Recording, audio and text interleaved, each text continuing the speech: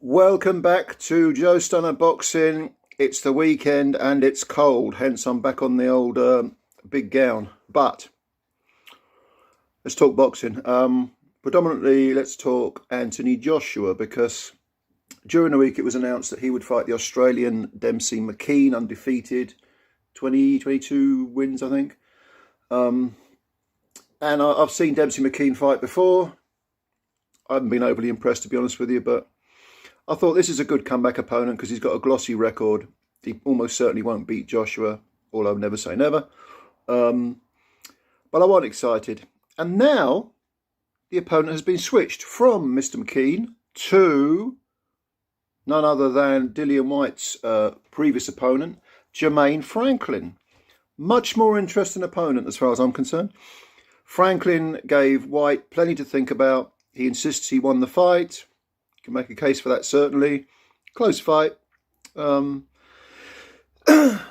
he gave Whyte some problems, including shaking him in, was it the 9th or the 10th round? Not renowned as a puncher, Jermaine Franklin, and not really that well conditioned. He likes to carry a bit of extra weight, which, I don't know, conditioning. Actually, his engine didn't look bad, but you just wonder, whenever you see a bit of flab on somebody, you think, well, can't you lose some of that? You know, maybe it'd be better, But he did show skills, including good footwork, fast hands, decent jab. He's a bit small for a heavyweight, despite the sort of slob weight. His dimensions aren't that big. Joshua, as we know, is a bit of a giant, 6'6" and all that. Long arms. Seems to have taken off some of the muscle, which I think is a good thing, but doesn't want to boil himself down too much because physical strength is a part of his game. But I think this is a more dangerous fight for Joshua. I would certainly pick him to beat Franklin. The fast hands of Franklin, and the guy's got quite a good boxing IQ as well. I think against Whyte he was perhaps a little bit reticent over the 12-round distance. Having gone the 12 rounds with Whyte, convinced that he's won it and not been given the decision, I think his confidence will have increased, and it might have given him a bit more spite to think, okay, I know what I got to do. I didn't get the decision. I got to win, clearly if I go abroad.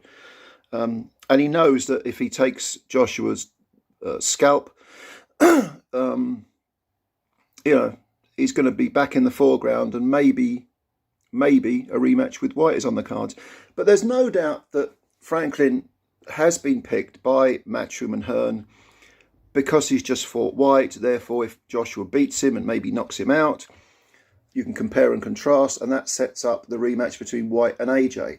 Franklin's thinking differently. He wants that rematch with Whyte to rectify what he considers to be an injustice, but clearly DAZN, Matchroom, Eddie Hearn are all trying to formulate a pathway where it is the rematch, the much anticipated rematch between Joshua and Whyte. And Joshua himself has said, I want to fight Whyte. That's good. Joshua's from Watford, which is just outside North London, but Dillian's from South London. But, you could call it a derby, couldn't you, more or less? So, I think this is a good turn, a good turn of events. I much prefer Franklin to Demsey McKean,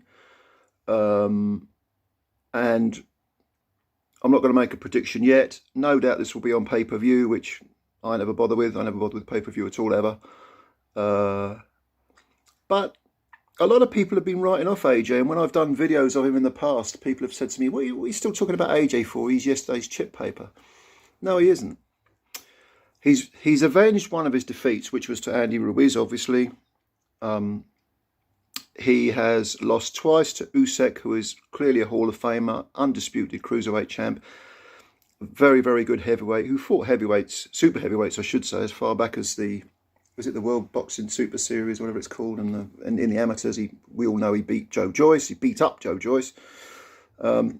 He's handled big men before, so losing twice to this elite heavyweight, which is precisely what Usyk is, losing twice on points and doing 24 rounds. Yes, it's going to dent your pride, and we all know that AJ had that meltdown after the second defeat. But it's not actually the end of the world. I mean, it isn't. You've lost twice to a great fighter. So I think reports of Joshua's demise have been greatly exaggerated. And in life, as we know, it's all about turning positives into negatives. And the fact that he doesn't have the belts anymore means that the pressure is off him. So he can pick and choose. He can make a comeback. He's with Derek James now, reportedly. Derek James, the trainer of Errol Spence Jr. and Jamel Charlo with the E, I believe. Maybe I've got that wrong. If I've got that wrong, put it in the comments. But the Ring Magazine 2017 Trainer of the Year, very, very good trainer, very proven trainer. Has he worked with heavyweights? Again, you may know more than I do. I can't remember him working with a heavyweight, but I'm at least not, in a professional, high-profile sense. He's probably had heavyweights in the gym, of course, but, But I think that anyone who trains Joshua, ultimately, the style that they need to refine is one that, with all roads leading to his power. Because I think Joshua's power, when Joshua started out, he was a killer. He was a seek and destroy guy. And then he suddenly tried to become a slickster. No. Joshua has very underrated boxing skills. Good footwork, great left hook, very good jab. Controls the range pretty well with that jab. I just think he's underrated as a boxer. But ultimately, he's not, Tyson Fury. He's not a slickster. So if you refine those boxing skills, that talent that he clearly has, and you point it towards ultimately landing those big bombs, I think you've got a quintessential box fighter. Not unlike Errol Spence Jr., who hits very, very hard, but he can box himself a bit. Very good timing with the jab, very good, fires the right punches in the right places. I don't see why Derek James can't do this with Joshua. Joshua's still young enough. It's not a case of an ancient dog having to learn new tricks. Joshua's no spring chicken, but at the same time, heavyweights maturing late and so on. And it's not about reinventing the wheel. It's about, again, refining the skills that are already there. So I think Derek James and Joshua may well be a good matchup. I don't know for certain. But even if it is a good matchup, even if they, mentally and emotionally and, even if the gelling is all there, it's the right chemistry for a working relationship, it's going to take 3, 4, 5 fights. 3 at the very least, probably 4 or 5 fights for you to see, or for us to see the work come to fruition, and for the things that are being taught in the gym to become second nature. So I think there's plenty of positives for Joshua if he still wants to do it. I've always thought that Joshua's issues are psychological. I think the pressure got to him, the massive pressure of having a string of high-profile stadium fights, mostly stadium fights, got to him. But now the pressure's off. He hasn't got the belts.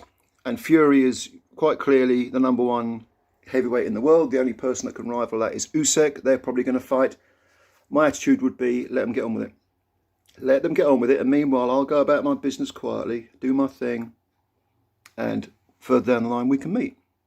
So I think there's much to be optimistic. If you like AJ, and I do, as a fighter, I like watching him, I think there's a lot to be optimistic about.